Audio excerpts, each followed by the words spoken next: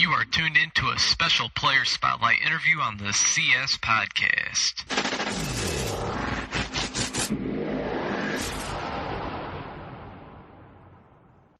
Welcome to another episode of the CS Podcast presented by the NUC NFL Draft Bible, bringing you games that you need to know first. Since 2002, visit NFLDraftBible.com. As always, I'm your guys' host, Chris Shanafel, and joining the show now for a player spotlight interview is 2016 NFL draft prospect, defensive back out of Southeastern Louisiana University. He's Jordan Batiste. And Jordan, I appreciate you taking some time today. With your collegiate career now officially behind you, is it bittersweet at all? I know that you're certainly looking forward to the future. But is there any part of you that's going to miss the college game or the college experience as a whole at all? Yeah, I mean, I'll miss the relationships I made in college throughout my 4 years, and I'll miss some of the school spirit, things like that. I may even miss going to class. But but overall, yeah, I'm ready to get on with the next chapter in my life. Oh, absolutely, and your the next chapter of your life. I mean, your future certainly looks bright. Now, taking a look at your collegiate career, Jordan, I mean, coming out of high school, you were a three-star recruit. You had a very nice high school football career. You're very talented, as, of course, you are still nowadays. But coming out of high school, you actually spent your first 2 years at Tulane, where you were able to play right away as a true freshman, and you had a lot of success right away as well. You were able to start 10 of the 12 total games as a true freshman, Throughout your 2 years at Tulane, you were able to record 96 total tackles, 7 sacks, 4 forced fumbles, 2 interceptions, and 16 pass breakups.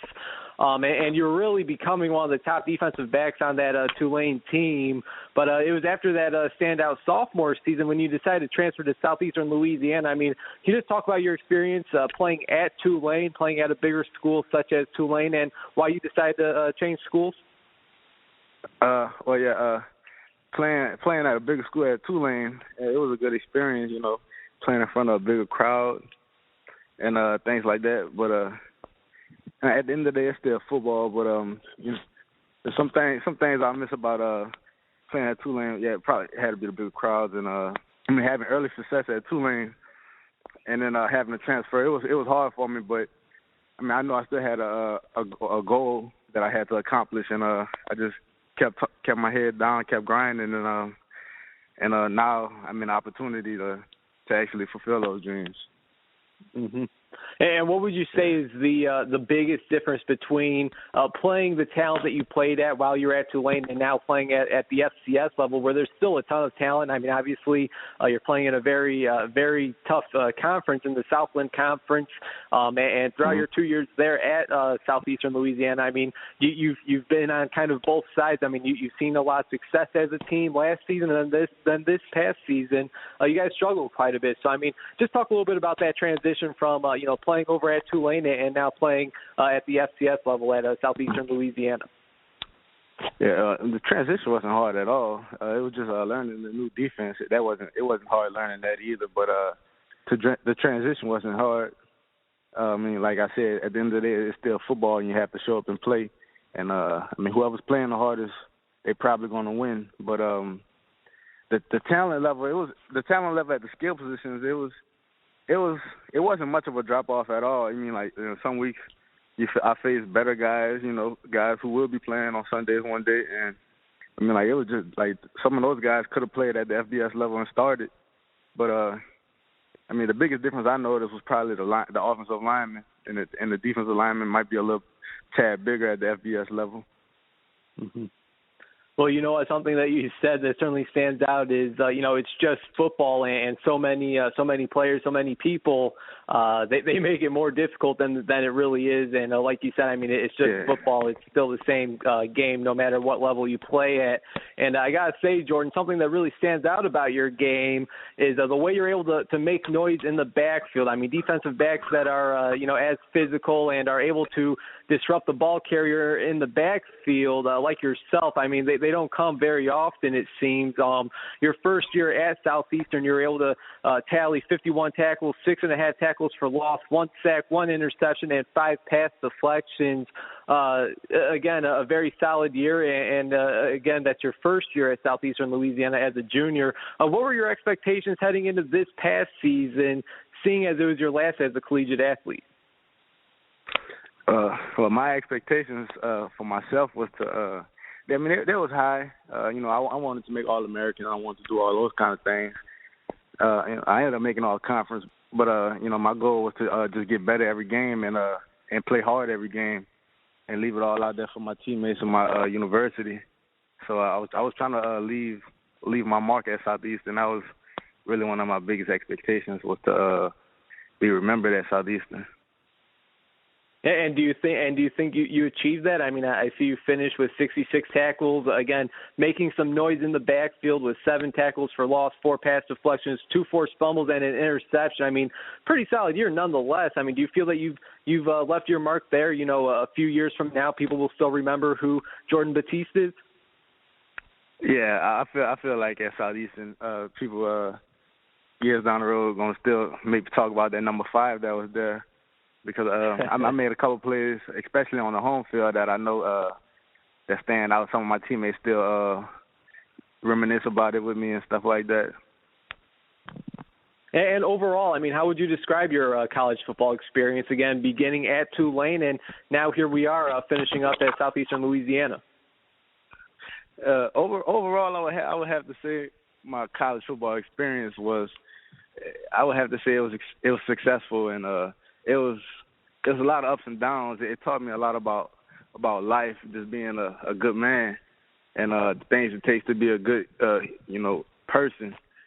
You have to be accountable, responsible, respectful, and willing to give back, and just some of those things that football taught me while I was in college. Things that I could use for a lifetime on the field, off the field, and things I'll never forget.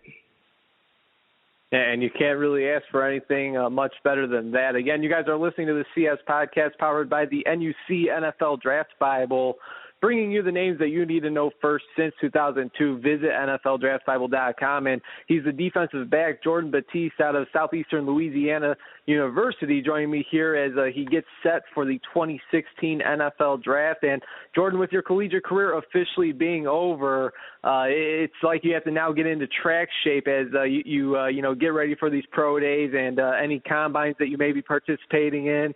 Any idea where you might be training at over these next few months leading up to the draft, leading up to these pro days, and when and where your pro day will be at? Any idea? I know my pro day at Southeastern, it'll be in March, but I don't think the official date has been set yet.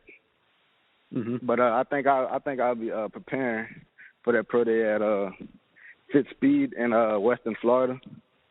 Okay, a very nice facility, no doubt about that. And any specific numbers you're looking to put up? I mean, do you have any goals that you'd like to reach at your pro day?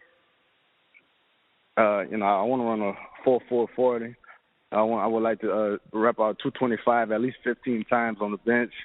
I would like to vert somewhere around 40, the 38 on up, and a broad jump. I want that to be really good, close to 11.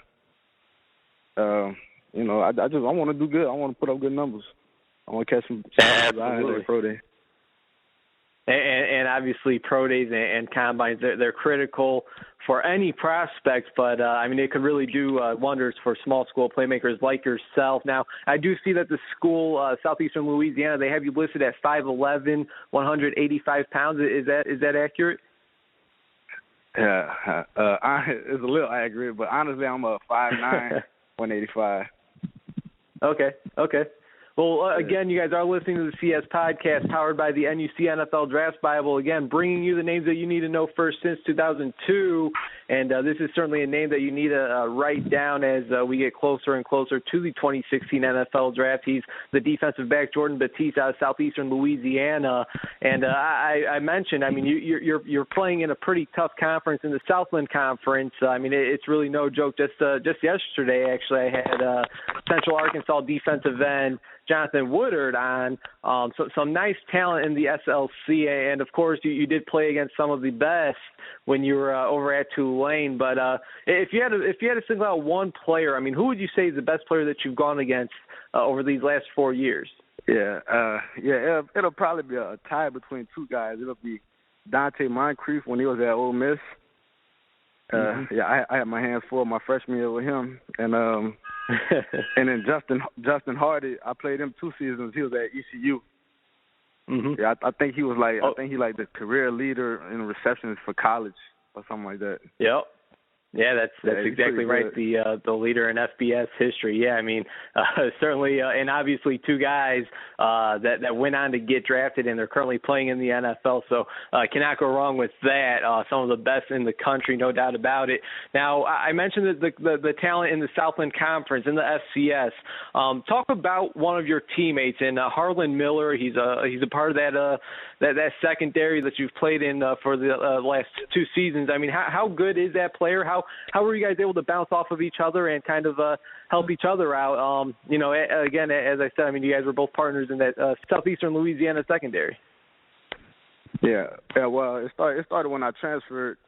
I noticed Harlan was one of the better guys just from being around school, hearing about him and stuff. And then we actually started working out together, and I seen he was actually as good as advertised. And one thing I can tell you about Harlan, he's confident. And he's athletic. He got great ball skills, and he's really smart. I mean, he knows the whole defense at the corner spot, and that was big. As I was he helped me get adjusted when I first got here, and it's just all love and competition with me and Harlan, and we kind of feed off each other. We both want to make the play, and if he make a play, I can't let him be the only one making plays, so I'm gonna want to do something too. Hey, there you go. And I know Harlan recently, I believe he just got invited to the Senior Bowl. What about you, though, Jordan? I mean, have we heard from any All-Star games? Have you gotten any invites anywhere, or are we still waiting for those to roll in? Yeah, I'm still waiting for invites to roll in. But, when they do, I'm going to make the most of my opportunity.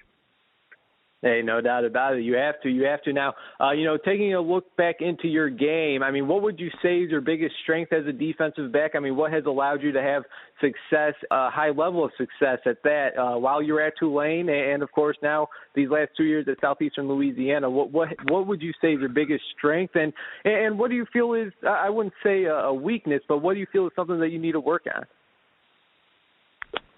Well, I feel like my biggest strength is my versatility, me being able to do a lot of things very good, like me being able to be a good slot defender and a good blitzer makes a team have to think about is he playing man to man, is he blitzing, is he playing zone?